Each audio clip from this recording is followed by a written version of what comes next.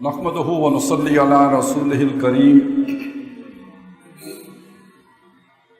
अम्मा बाद फ़ाऊज़ु बिल्लाहि मिनश शैतानिर रजीम बिस्मिल्लाहिर रहमानिर रहीम वज़रबल्लाहु मसलन क़र्यतन कानत आमिनतन मुत्मइन्नतन यातीहा रिज़्क़ुहा रग़दन मिन कुल्लि मकानिन फ़कफ़रत बिअनउमिल्लाहि फ़अज़ाक़हल्लाहु लिबासल जू'i वल ख़ौफ़ फ़कफ़रत बिअनउमिल्लाहि फ़अज़ाक़हल्लाहु लिबासल जू'i वल ख़ौफ़ि बिमा कानू यस्नऊन। सदक़ल्लाहुल अज़ीम। रब्बि इश्रह ली सदरी व यस्सिर ली अमरी वहलुल उक़दतम मिन लिसानी यफ़क़हू क़ौली। आमीन या रब्बल आलमीन। अभी जो गुफ्तगू मैंने करनी है और जो ख़ास तौर पे मौजू अनाउंस किया गया है, मुझे खूब अच्छी तरह अंदाज़ा है कि उसकी अहलियत, उसकी तफसीलात पर बात करने की अहलियत मेरे अंदर नहीं है, इसलिए कि मेरा मैदान या जो कुछ भी मेरी तालीम है वो मईशत के मैदान की नहीं है। अगरचे कि एक वक्त में ग्रेजुएशन के लेवल पर बतौर सब्जेक्ट ये मज़मून पढ़ा ज़रूर है, लेकिन ये कि वो अब एक दूर दराज की यादाश्त के तौर पर तो जहन के किसी तहखाने में है, लेकिन ये कि वो चीज़ें भी मुस्ताज़र नहीं हैं और वो तालीम भी बिल्कुल एक माशियत के इल्म माशियात के एक इब्तदाई कायदे के दर्जे की तालीम है। मुझे कुछ उसूली बातें करनी है। असल में ये बात आपके सामने इसलिए रखी है कि मैं डिटेल्स में नहीं जा सकता, वो तफसीलात आपके सामने नहीं बयान कर सकता कि जो एक इस मैदान का और एक इस फ़न का माहिर एक टेक्नोक्रेट आदमी कर सकता है। लेकिन ये कि कुरान मजीद के तालिब इल्म होने की हैसियत से कुछ जो उसूली बातें हैं, बुनियादी बातें हैं, जो फंडामेंटल्स हैं मईशत के, वो ज़रूर आपके सामने अर्ज़ कर सकता हूँ और इस मुख्तसर वक्त में मैं उसी की कोशिश भी करूँगा। लेकिन उसकी तरफ आने से पहले मैं चाहता हूँ कि जो बातें अभी हमारे सामने आई हैं, इसके हवाले से हमारे सामने कुरानी रहनुमाई भी आ जाए। अल्लाह ताला ने सूरह नहल आयत नंबर 112 में एक मुल्क कह लें, आज वैसे तो बस्ती के अल्फाज इस्तेमाल हुए हैं, लेकिन उस वक्त की बस्ती और आज का मुल्क जो है वो बराबर हैं। तो फरमाया, और अल्लाह ने मिसाल बयान की है एक बस्ती की जो अमन से थी और जिसके पास उसका रिज्क चारों तरफ से चला आता था। याती हाँ रिज्को हाँ रगदन, बड़े आराम से और बहुत ही जो है आसाइश से उसे मिलता था। मिन कुल्ले मकानिन, चारों अतराफ से उसके पास आता था। लेकिन ये कि उसके बाद ये हुआ कि फ़कफ़रत बिअनउमिल्लाह, उन बस्ती वालों ने अल्लाह के इनामात, अल्लाह की नेमतों, अल्लाह की एहसानात की नाकदरी की और नाशुक्री की रविश इख्तियार की। फ़अज़ाक़हल्लाहु लिबासल जू'i वल ख़ौफ़, तो अल्लाह ने उसे उन बस्ती वालों को भूख का लिबास पहना दिया और खौफ का लिबास पहना दिया। अगर आप कंक्लूड करें उन सारी बातों को तो वो ये दो अल्फाज में जमा हो जाएंगी कि अब हमारी मईशत गोया उस शिकंजा हमारा कसा जा चुका है, और दूसरा वो जो सियासी बैकग्राउंड सामने आई है तो खौफ की कैफियत और मईशत तबाह हाल, और ये कि ज़िंदगी के लिए और आइंदा की मिली ज़िंदगी के लिए गोया ख़तरात चारों तरफ से उमड़ आए हैं। बिमा कानू यस्नाऊन, और ये ना वर्ल्ड बैंक ने किया, ना IMF ने किया, ना अमेरिका ने किया, ना अफ्रीका ने किया, ये उनके अपने करतूतों की वजह से हुआ। जो वो करतूतें करते रहे, जो सनत और जो अमाल, जो तसन्नो के साथ गलत अमाल करते रहे, ये उन अमाल के नतीजे में बाएतमाम अमाल करना, यानी यस्नाऊन आम अमल नहीं होता है। यस्नाऊन वो अमल है जो बतकल्लुफ़ किया जाए। यस्नाऊन वो अमल है कि जो पूरी मेहनत के साथ और बड़ी यानी स्पेशलाइजेशन के साथ किया जाए। तो जो वो ये अमल करते रहे, उसके नतीजे में उनकी मईशत इस तबाह हाली को पहुंची है। और इसमें कोई एक पार्टी नहीं है, और इसमें कोई एक ग्रुप नहीं है, कोई गिरोह नहीं है, कोई ख़ास जो है तबका नहीं है। ये पूरा कौमी जुर्म है कि जिसके नतीजे में ये सब हुआ है। एक उसूली बात ये आ गई। दूसरा मुझे ख्याल आ रहा था, चीज़ों को देखने के दो अंदाज हो सकते हैं। वैसे वो लॉजिक भी कहते हैं दो तरह की होती है, एक इंडक्शन होती है, एक डिडक्शन होती है।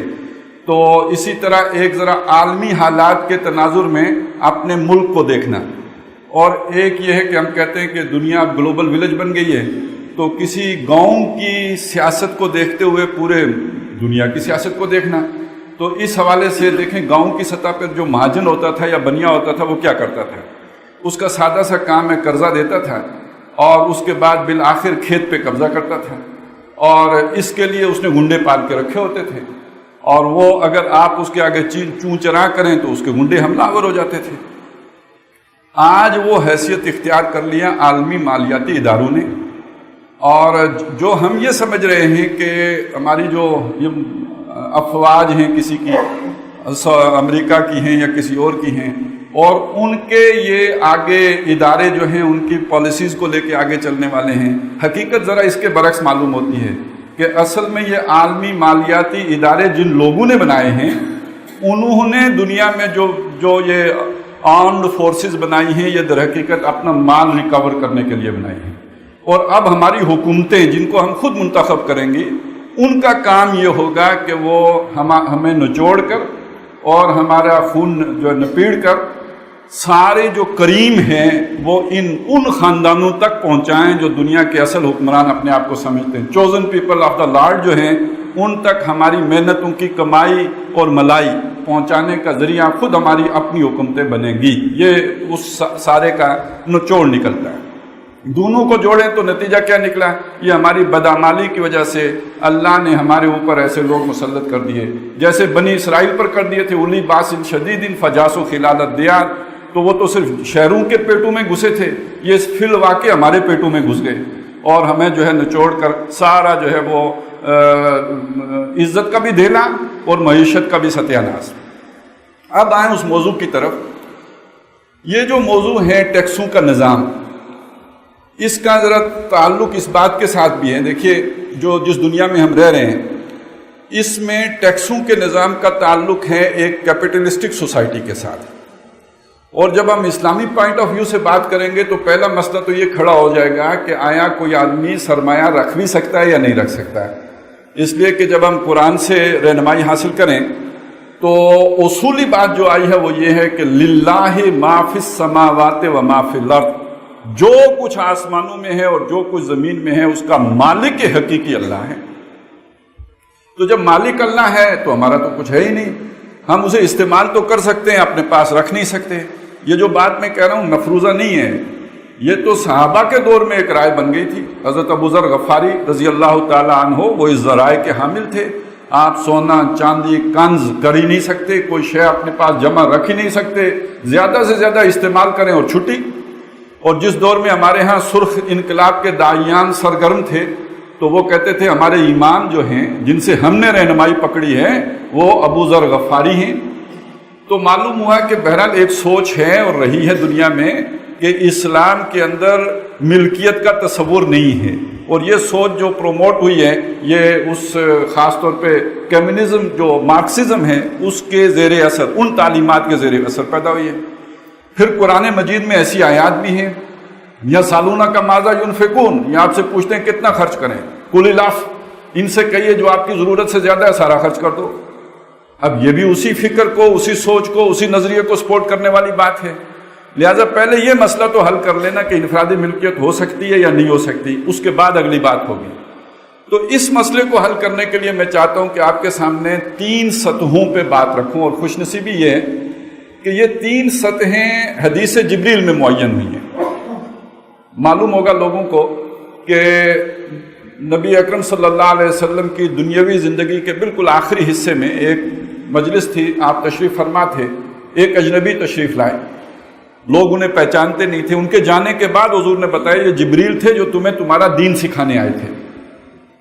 اور وہ جو دین انہوں نے سکھایا اس میں جو ابتدائی 3 سوالات تھے ان میں سے پہلا سوال یہ ہے کہ اسلام کیا ہے، دوسرا سوال یہ ہے کہ ایمان کیا ہے، اور تیسرا سوال یہ ہے کہ احسان کیا ہے. میں اس وقت اس کی تفصیل میں نہیں جاتا، میں صرف آپ کو یہ 3 سطحیں بتانا چاہتا ہوں کہ اس مسئلے کو اگر ہم نے سمجھنا ہے تو 3 سطحوں پہ سمجھنا ہوگا. ایک ہے اسلام، ایک ہے ایمان، ایک ہے احسان. اسلام کی سطح پر معاملہ کچھ اور ہوگا، ایمان کی سطح پر معاملہ کچھ اور ہوگا، احسان کی سطح پر معاملہ کچھ اور ہوگا. میں اب اوپر سے نیچے آتا ہوں. سب سے اوپر کا جو سطح ہے وہ احسان کی سطح ہے. احسان کی سطح پر قرآن مجید کی تعلیمات کیا ہیں؟ وہ اپنی ضرورت کی بھی نہیں ہے۔ قرآن نے تو یہ بات کہی نا، جو تمہاری ضرورت سے زائد ہے وہ خرچ کر دو۔ احسان کیا ہے؟ یُؤْثِرُونَ عَلَىٰ أَنفُسِهِمْ وَلَوْ كَانَ بِهِمْ خَصَاصَةٌ، اپنے اوپر دوسرے کو ترجیح دیتے ہیں خواہ خود ضرورت مند ہی کیوں نہ ہوں۔ میں بھی بھوکا ہوں، آپ بھی بھوکے ہیں، میرے پاس ایک روٹی ہے، آپ کے پاس کوئی نہیں ہے، میں بھوکا رہتا ہوں، وہ ایک روٹی آپ کو دے دیتا ہوں۔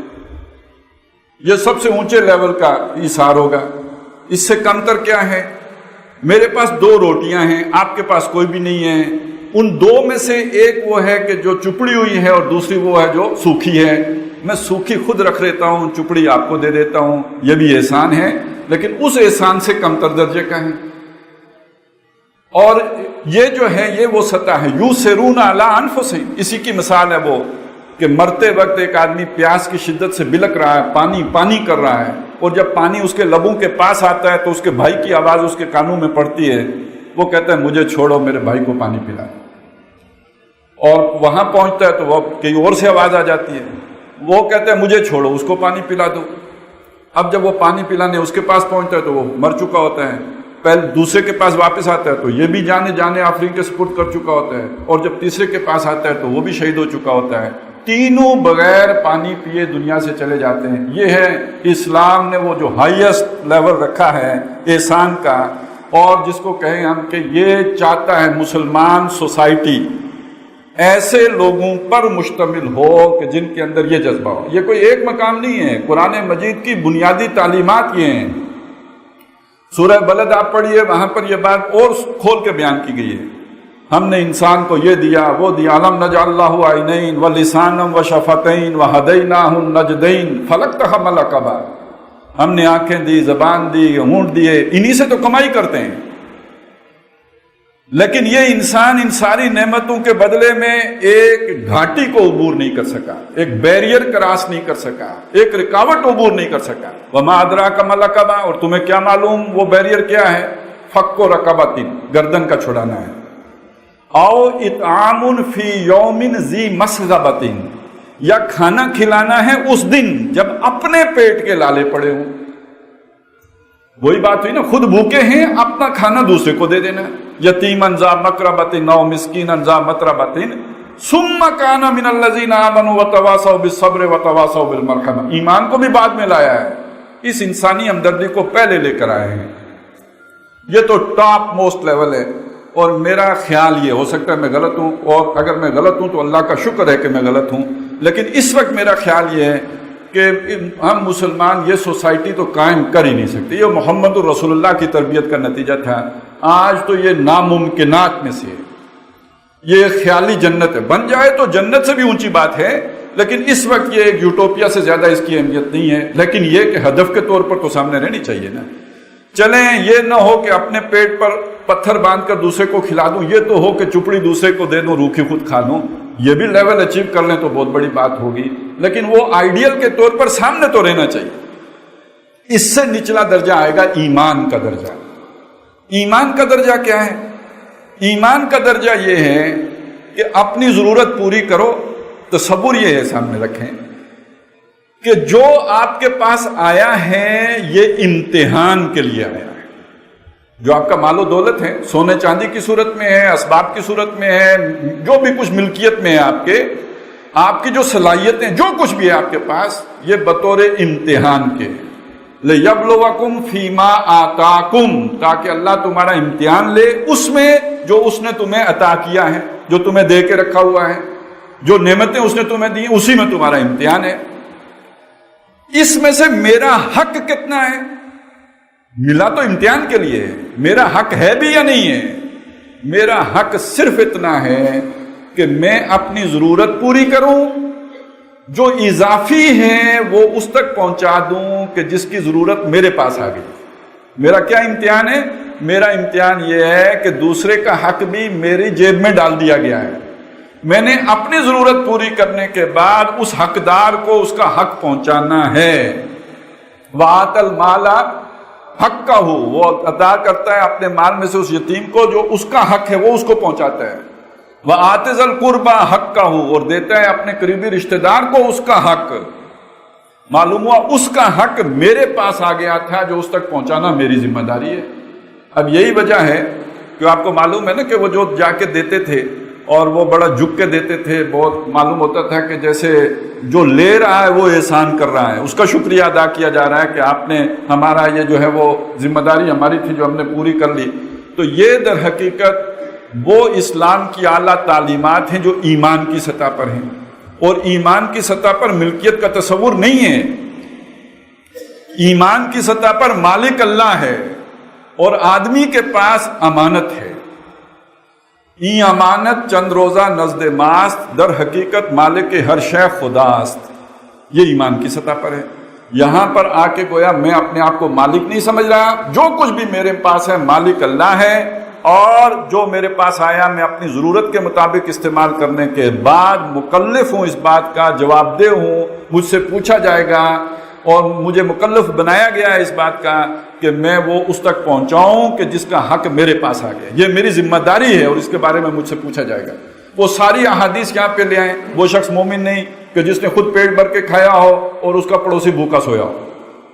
اور ان احادیث کی تعلیم دینے کی ضرورت ہے. ان قریب وہ دن آنے والے ہیں. اب بھوکا کوئی نہیں سوتا، لیکن کچھ دنوں کے بعد یہ دن آنے والے ہیں. لہٰذا یہ تعلیمات بھی اب معاشرے میں عام کرنے کی ضرورت ہے، اور یہ ہم سب کی ضرورت بنے گی. اور یہ تعلیمات اگر عام نہ ہوئی تو پیشن گوئی سن لیجئے، پیٹ کٹیں گے. جب بندہ بھوکا ہوتا ہے تو اس سے زیادہ جو ہے وہ جسے کہتے ہیں نا حیوانیت اور کہیں نہیں آ سکتی، درندگی کو کہیں نہیں آ سکتی. اور بھوک سے بچے بلک رہے ہوں تو اتنی وحشت کسی پر اور کسی طرح سے نہیں آ سکتی. پیٹ پھاڑے جائیں گے اور گھروں سے تھیلے اچکے جائیں گے، اور کوئی کھائے آٹا اور دوسرے کا بیٹا جو ہے وہ بلک رہا ہو، یہ زیادہ دیر کوئی نہیں برداشت کرنے والا. اور ایک بڑا فساد عظیم برپا ہو جائے گا اس کے نتیجے میں، اگر معاشی سطح پر ہم نے یہ تعلیمات عام نہ کی. یہ محمد الرسول اللہ صلی اللہ علیہ وسلم نے جو سکھایا اور ایمان نے ہمیں جو دیا، اس کا یہ لازمی تقاضا ہے کہ ہم اس وقت اس چیز کو مینیج کرنے کے لیے ان چیزوں کو عام کریں. اکیلے نہ کھاؤ، پڑوسی کو بھی کھلاؤ، اور اگر اس کو نہ کھلایا پیٹ پھاڑے گا تمہارا. چوری نہیں کرے گا، ڈاکہ مارے گا. اور اب ڈاکہ مارنا کوئی مشکل بھی نہیں ہے. اور اب وہ پہلے وقتوں میں تو بڑا مشکل ہوتا تھا. آپ کو طاقت چاہیے، جسم چاہیے، جان چاہیے، ہمت چاہیے، جرت چاہیے. اب تو 2 گولیاں چاہیے، سیسا پل جو ہے وہ آپ کے پیٹ میں سر میں اتار دے گا اور اللہ اللہ خیر سنا. تو یہ تعلیمات بھی اہم بھی ہیں اور عام کرنے کی ضرورت بھی ہے کہ خود ہی پیٹ نہیں بھرنا، دوسرے تک پہنچانا ہے. تم مالک نہیں ہو، مالک اللہ ہے. اور اللہ نے پوچھنا بھی ہے کہ جو چیز میں نے تمہیں دی تھی اس میں سے تم نے کیا کیا، اسراف کیا، تبذیر کی، یا اپنی ضرورت بقدر ضرورت پوری کرنے کے بعد باقی حقدار تک پہنچایا یا نہیں. آپ کو پتہ ہے نا جو آخرت میں 5 سوال ہونے ان میں سے 2 سوال اس چیز کے بارے میں ہیں. مال کمایا کہاں سے ہے، مال خرچ کہاں کیا ہے. اور اگر یہ مال ہمارا ہوتا تو اللہ کیوں پوچھتا؟ ہمارا نہیں ہے، مالک اللہ ہے. اس نے ہمارے پاس امانت تن چھوڑا ہے، اپنی ضرورت پر خرچ کرنے کا اختیار دیا ہے. بلا ضرورت خرچ کریں گے یہ اسراف ہے، تبذیر ہے اور شیطنت ہے. ان المبذرین کانوا اخوان الشیاطین وکان الشیطان لربہ کفورا. یہ شیطنت ہوگی پھر، اور اس کے بارے میں پوچھا جائے گا کہ خرچ کہاں کیا، اسراف و تبذیر میں کیا یا حقدار تک پہنچایا. یہ دوسری سطح آ گئی. اب آئیں تیسری سطح پر، اور یہ قانون کی سطح ہے، یہ اسلام کی سطح ہے. جب اس سطح پر آئیں گے تو آپ مالک کہلائیں گے. یہ میرا مال ہے، یہ میرا گھر ہے، یہ میرا پیسہ ہے، یہ میرا کاروبار ہے، میں اس کا مالک ہوں، اور آپ کے یہ حق کے ملکیت تسلیم کیا جائے گا. یہاں کوئی وہ تعلیمات نہیں ہے، وہ سوچ نہیں ہے کہ جو مارکسزم میں ہے، جو کمیونسٹ جو سوسائٹی میں ہے، یہ سوچ نہیں ہے. ملکیت کا پورا اختیار ہے. اچھا، نہ صرف ملکیت کا اختیار ہے، ایک بات اور بھی، کیونکہ اب یہ چیزیں اصل میں میرے ذہن میں آیا کیوں یہ موضوع، میں نے کچھ ایسی پوسٹیں دیکھی ہیں جس میں ان احادیث کا ذکر ہے جس میں ٹیکس لگانے والے حکمران کو بہت مطعون کیا گیا ہے، جہنمی بتایا گیا ہے. ایسی احادیث ہیں، لیکن یہ کہ وہ بلا ضرورت ٹیکس لگانے کی بات ہے. ضرورت دائی ہو تو اب چھوٹ ہے، اسلام میں ٹیکس لگے ہیں، اور میں وہ ذرا تھوڑی سی تفصیل بھی آپ کے سامنے رکھ دوں گا. تو بہرحال جو بات ہو رہی تھی وہ یہ کہ اسلام کی سطح پر، قانون کی سطح پر آ کر آپ مالک بنیں گے، آپ کی چیز ہوگی، بلکہ اس سے آگے آپ کاروبار جو کریں گے تو صرف ایک بات پیش نظر رہے کہ سرمایہ کو نہیں پیدا کرے گا. وہ حرام ہے، وہ سود خوری ہے. اس میں وہ بھی جمع کر لیں کہ چانس، محض چانس، اگرچہ کہ کاروبار میں بھی چانس تو ہوتا ہی ہے، لیکن یہ کہ محض چانس سے پیسہ نہیں کمائیں گے. یہ جوا اور سٹا در حقیقت محض چانس ہے، اس میں کوئی محنت نہیں ہے، کوئی پلاننگ نہیں ہے، کوئی منصوبہ نہیں ہے، صرف قسمت کا کھیل ہے. تو جوا حرام، سٹا حرام، اسی طرح سود حرام جس میں نہ کوئی رسک ہے نہ کوئی محنت ہے، صرف سرمایہ کو پیدا کر رہا ہے. تو یہ چیزیں تو منع کر دیں. اب باقی جو کاروبار ہے وہ آپ کے لیے شراکت کا راستہ بھی کھلا ہوگا. کمپنیز بنائیں اور مل کے کاروبار کریں، پارٹنرشپ پہ کاروبار کریں. مزاربت ایک صورت ہے. مزاربت یہ ہے کہ ایک آدمی جو ہے وہ محنت کر رہا ہے، دوسرا آدمی سرمایہ لگا رہا ہے، اور اس میں اصول یہ ہے کہ اگر نقصان ہو گیا، یہ وہ والی مزاربت نہیں ہے جو آپ کے ساتھ ہوئی ہے، اس کو تو اب لوگ 420 کے معنی میں لیتے ہیں، تو اس سے معاف رکھیے. تو جو اصل اسلامی تعلیمات ہیں اس کی روشنی میں اب ایک اچھی شے بھی بدنام ہو جاتی ہے تو اسے کیا کریں. تو مزاربت جو ہے وہ یہ شے کہ ایک آدمی نے سرمایہ لگایا، دوسرے نے جو ہے محنت کی، اور اگر نقصان ہو گیا تو سرمایہ والے کا سرمایہ ڈوبا، محنت والے کی محنت ڈوبی. اس پہ کوئی چٹی نہیں پڑی، اس پر کوئی تاوان نہیں پڑا کہ اب تم اس کا نقصان کا بھی ازالہ کرو. یہ ہے مزاربت.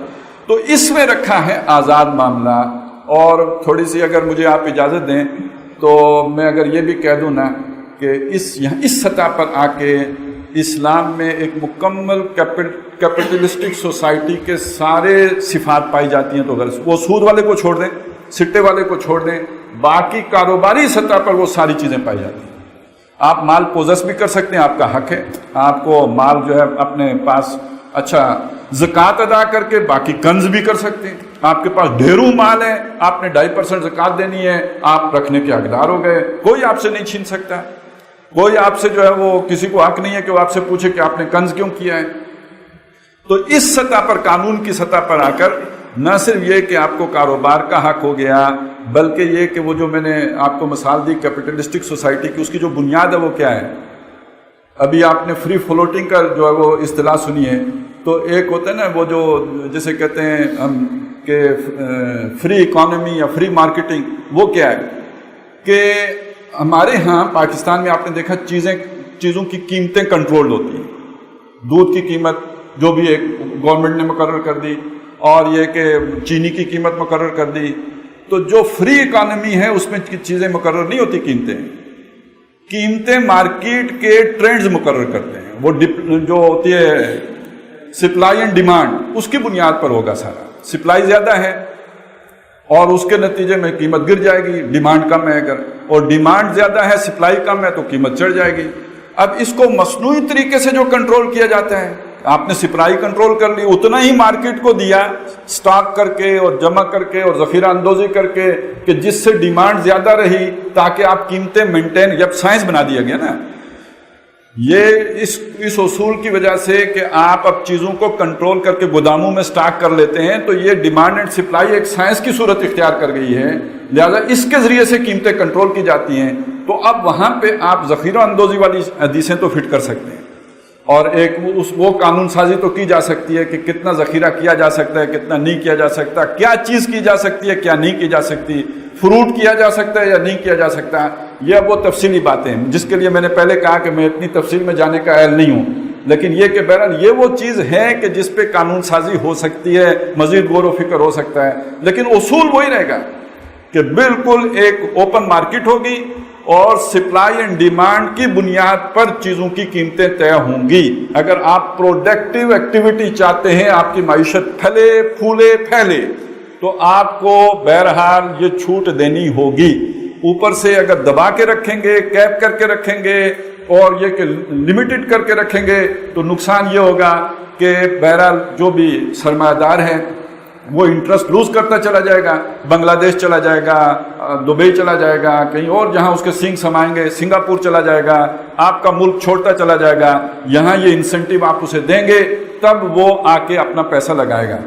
تو ظاہر سرمایہ دار سے ڈیل کرتے ہوئے تو آپ ایمان کی سطح پہ نہیں جا سکتے. جو ایمان کی سطح پہ ہوگا اس کے پاس سرمایہ نہیں ہوگا. صاف بات ہے.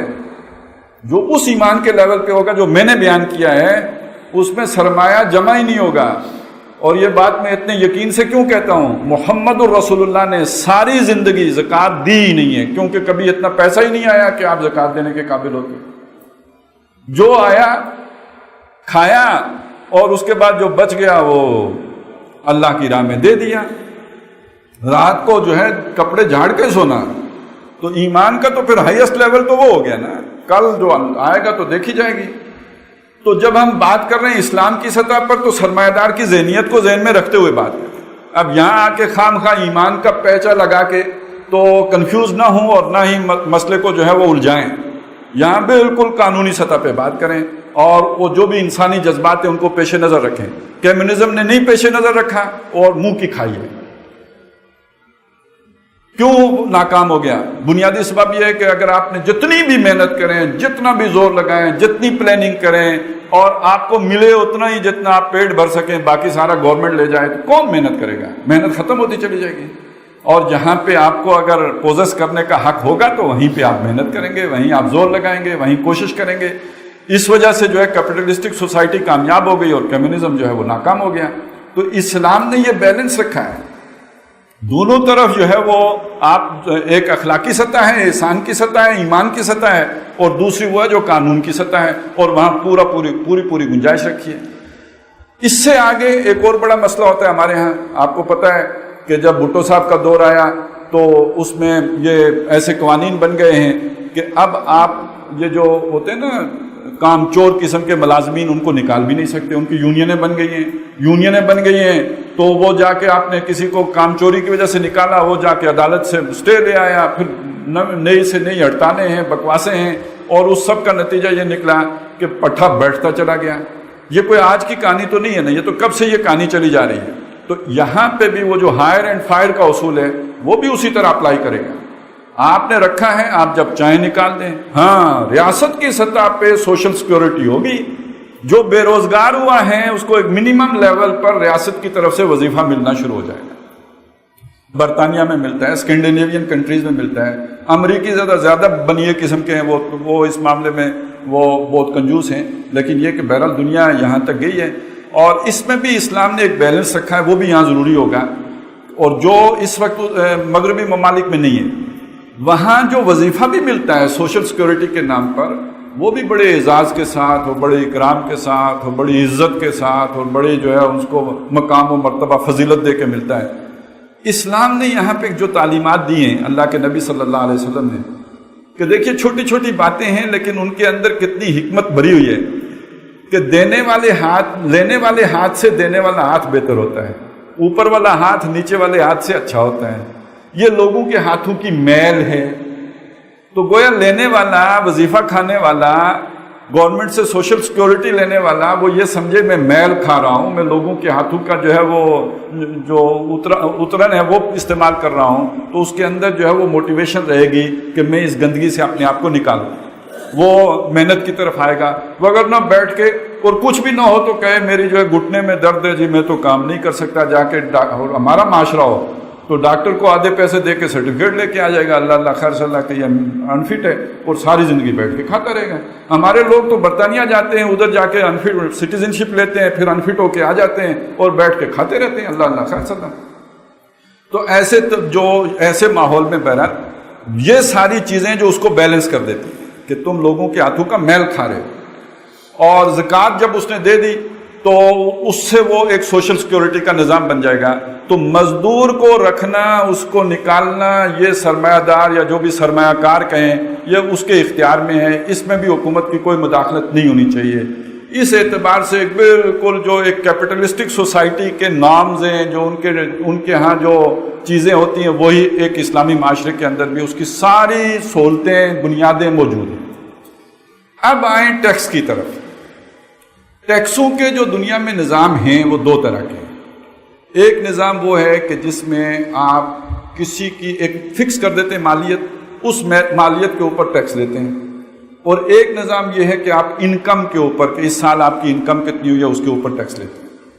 اب یہاں دیکھیے جو اسلام کا فرض نظام ہے زکوٰۃ کا، ٹیکس کا، وہ زکوٰۃ ہے، اور یہ جو زکوٰۃ کا نظام ہے یہ اس پر نہیں ہے کہ آپ کی انکم کتنی ہوئی ہے، یہ اس چیز کے اوپر ہے کہ آپ کے پاس اس وقت موجود ایسٹس کتنے ہیں، اور وہ بھی کون سے؟ جو آپ کے جسے کہتے ہیں ہماری اصطلاح میں اموال ظاہرہ. یہ دو قسم کے اموال ہیں، ایک اموال باطنہ ہے، ایک اموال ظاہرہ ہے. اموال باطنہ وہ ہیں کہ جو آپ نے کوئی پیسے رکھے ہوئے ہیں گھر میں. آج کل وہ بات چل رہی ہے کہ جی موٹے موٹے نوٹ گھر سے نکالو، کسی بھی وقت حکومت جو ہے نا 5000 نوٹ ختم کر دے گی تو آپ کا دھڑن تخت ہو جائے گا. ساری جو اندر چھپا کے رکھیں باہر نکالنے پڑیں گے. تو چھوٹے چھوٹے لوگ نوٹ رکھو. وہ برق ایک افواہ پھیلتی ہے، لوگ پریشان ہو جاتے ہیں جنہوں نے نوٹ گھروں میں رکھے ہوئے ہیں. بینکوں میں نہیں رکھے ہوئے، گھروں میں رکھے ہوئے ہیں. تو یہ وہ چیزیں جو پوشیدہ ہیں، پنہا ہیں، کسی کو کیا معلوم کسی کے گھر میں کتنے پیسے ہیں. ہاں، ایک صبح کو حکومت کہے کہ 5 دن کے بعد ساری کرنسی تبدیل ہو جائے گی، پھر جو کچھ گھروں میں ہوگا سارا نکل کے باہر آئے گا. لیکن یہ کہ وگرنہ یہ گھروں میں رکھے کا رکھا رہے گا. یہ وہ چیز مال ہے جو گھر کے اندر چھپا ہوا ہے، پنہا ہے، پوشیدہ ہے. کسی نے تکیے میں گھسیڑا ہے، کسی نے الماری میں ڈالا ہے. تو یہ مال اموال باطنہ ہے. ایک مال وہ ہے جو ظاہر ہے. آپ کا جو کوئی کارخانہ ہے کاٹن کا ہے، اس میں روئی پڑی ہے، یا وہ دھاگا بن گیا ہے، یا دھاگے سے کپڑا بن گیا ہے، تو خواہ وہ تیار حالت میں ہو یا خام حالت میں ہو، وہ مال ہے. جو آپ کے اسی طرح کاروبار میں جو بھی چیز لگی ہوئی ہے، جو سامنے دکان ہے تو اس پہ جتنا سامان موجود ہے، یہ اموال ظاہرہ ہیں. اب دیکھیے، یہ اموال ظاہرہ کے اوپر زکوٰۃ لینا حکومت کا حق ہے، وہ زکوٰۃ لے، اور شہری پر فرض ہے کہ وہ یہ زکوٰۃ دے، اور یہ عبادت ہے. اب یہ ذرا اس انسینٹیو کو دیکھیے نا، کہ آپ جب یہ کرتے ہیں تو کیا کرتے ہیں؟ اپنے مال کو پاک کرتے ہیں. آپ یہ کرتے ہیں تو آپ کے مال میں اللہ برکت ڈالتا ہے. تو ایک مسلمان معاشرے کے اندر جب اسے یہ انسینٹیو مل جائے گا تو وہ تو خود سے زکوٰۃ دینے کے لیے ہر وقت تیار ہوگا کہ کب وہ تحصیلدار آتا ہے تاکہ یہ میں حساب ہو اور میرا مال پاک ہو جائے، اور مجھے یہ کہ اس میں اللہ برکت عطا کر دے. تو اس کے اندر وہ کوئی ایسی کیفیت نہیں ہوتی کہ وہ جیسے تاوان سمجھا جائے، جیسے چٹی سمجھی جائے، جیسے آفت اور مصیبت سمجھا جائے، بلکہ یہ کہ انسان خود سے دینے کے لیے تیار ہوگا. آت المال علی حبہ، اس کی محبت کے باوجود اللہ کا حق سمجھتے ہوئے وہ اسے ادا کرنے کے لیے تیار ہوگا. اور یہ جو مال ہے اس کے اوپر جو 2.5% حکومت لے لے گی. اس کے بعد جو اموال باطنہ ہیں، اموال باطنوں کے اوپر زکوٰۃ دینا اس آدمی پر فرض ہے، از خود دے گا، حکومت نہیں لے گی. اب اس کی مرضی ہے حکومت کو دے دے، اور اس کی مرضی ہے کہ اپنے جو بھی اس کے پوس پڑوس میں اگر کوئی غریب غربا ہوں ان کو دے دے. اصول کیا ہوگا؟ ایک صاحب ہے صاحب نصاب، وہ 7.5 تولے والا ہو یا 52 تولے چاندی والا ہو یا اونٹوں والا ہو یا گایوں والا ہو، جو بھی ہے وہ صاحب نصاب ہے. جو صاحب نصاب ہے اس سے زکوٰۃ لی جائے گی، اور جو صاحب نصاب نہیں ہے اس کو دی جائے گی.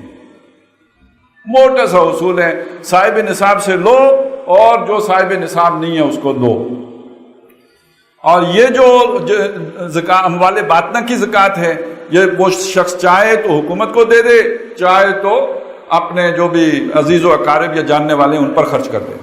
یہی وہ زکوٰۃ تھی جس کو لے کر لوگ گھومتے تھے مدینے میں، اور وہ ان کو دینے والا کوئی نہیں، لینے والا کوئی نہیں ملتا تھا، اس لیے کہ خوشحالی بہت آ گئی تھی. تو یہ جو بھی آپ کی اسلامی حکومت ہے، اس کی جو بھی ٹیکس کلیکشن ہے یا ریونیو ہے، جو اس کے اخراجات ہیں جو ریاست اس نے چلانی ہے، اس کے لیے ایک مد ہے. یہ ایک مد ہے. اس کے بعد اس سے آگے جو مدات ہیں، اب دیکھیے ہمارے ہاں یہ جو سیلز ٹیکس ہیں یا انکم ٹیکس ہے، اس میں ایک پرابلم آ جاتی ہے سب سے بڑی. کوئی آدمی انکم ٹیکس دینا بھی چاہے تو سب سے بڑا مسئلہ یہ بن جاتا ہے کہ اس کا حساب کتاب. وہ ادھر تو جا کے آپ کہیں گے میں دے دوں گا، مگر یہ کہ وہ آپ سے حساب کتاب مانگیں گے، سارے واؤچر مانگیں گے، سارے جو آپ کے بل ہیں وہ مانگیں گے، آپ کے خرچے مانگیں گے، اور اتنا پورا کباڑ خانہ جو ہے آپ کیسے بنائیں گے، اس کے لیے آپ اکاؤنٹنٹ رکھیں گے، ایک نیا خرچہ کھل جائے گا. اتنا ٹیکس نہیں بنے گا جتنی تنخواہیں دینی پڑ جائیں گی. ٹیکس چوری پر بندہ اس لیے بھی تو مجبور ہوتا ہے. تو اس کی اگر کوئی ایسی تقسیم کر لی جائے کہ جو کمپنیاں ہیں، جو بڑے بڑے ادارے ہیں، لمیٹڈ کمپنیاں ہیں، جہاں پارٹنرشپ ہوتی ہے، جہاں شیئرز ہوتے ہیں، وہاں تو انہوں نے حساب تو ویسے ہی رکھنا ہے. ان کے کاروبار بھی بڑے ہیں، وہ ان کو مینیج بھی کر سکتے ہیں، ان کا تو آپ رکھ لیں انکم ٹیکس. لیکن جو چھوٹے کاروباری طبقات ہیں، جیسے دکاندار ہے یا کسی کوئی سبزی فروش ہے، اس کے اوپر انکم ٹیکس نہیں ہونا چاہیے. بلکہ اگر کوئی صورت بنے بھی تو کوئی فکس ٹیکس کی صورت ہونی چاہیے. اور یہ انکم ٹیکس کا تو وہاں اس بیچارے کو خود نہیں پتا ہوتا کتنا کمایا ہے اور کتنا کھایا ہے, تو اس سے یہ حساب کتاب مانگ کر اسے مصیبتوں میں نہ ڈالا جائے, اسے امن سے رکھا جائے تو وہ اس سے زیادہ ٹیکس دے سکتا ہے. تو بہرحال یہ تو سارا اچھا, یہ سیلز ٹیکس جو اس وقت ظالمانہ لگ گیا ہے, یہ 3 جگہوں پہ سیل ٹیکس دینا پڑتا ہے. فیکٹری سے مال خریدا ایک سیل ٹیکس, یہ خریدا ڈیلر نے, ڈیلر سے ریٹیلر نے خریدا دوسرا سیل ٹیکس, اور ریٹیلر سے جا کے آپ اور میں نے خریدا تو تیسرا سیل ٹیکس, اور ہر جگہ پہ جا کے وہ چڑھتا ہی چلا جاتا ہے. یہ تو بالکل ظلم ہے, اور یہ ایسا تو کوئی بنیا بھی دنیا میں نہیں گزرا جیسے بنیے اب پیدا ہو گئے. اور ایسے ہی بنیے لا کے انہوں نے بٹھائے ہیں. یہ جو جس دہشت گردی کا ذکر ہو رہا تھا, یہ جو بٹھائے ہیں IMF نے اپنے 3 آدمی آ کے, تو اس میں ایک FBI میں کیوں بٹھائے ہیں؟ یہ انہوں نے چوسنا ہے. وہ گنے میں جیسے بیلا جاتا ہے گنا, ایسے عوام کو بیلنا ہے. اور جو میں نے آپ کو بتایا تھا کہ ہمارے حکمرانوں کا اب کام کیا ہے, یہ اب ان جو ساہوکار ہیں, عالمی ساہوکار, یہ ان کے دلال ہیں, یہ ان کے گنڈے بن کے اب ہم سے جو ہے ہمیں نچوڑیں گے اور ہم سے نکالیں گے سارا. یہ تو سارا ہو رہا ہے. اب اس کا ایک رد عمل بھی ہے. کل آپ نے ہڑتال دیکھی, یہ ہوتی ہے دل کی ہڑتال. وہ کہتے ہیں دل سے جب بات نکلتی ہے اثر رکھتی ہے, پر نہیں طاقت پرواز مگر رکھتی ہے. تو میں کہتا ہوں پیٹ پہ جب لات پڑتی ہے تو اثر رکھتی ہے.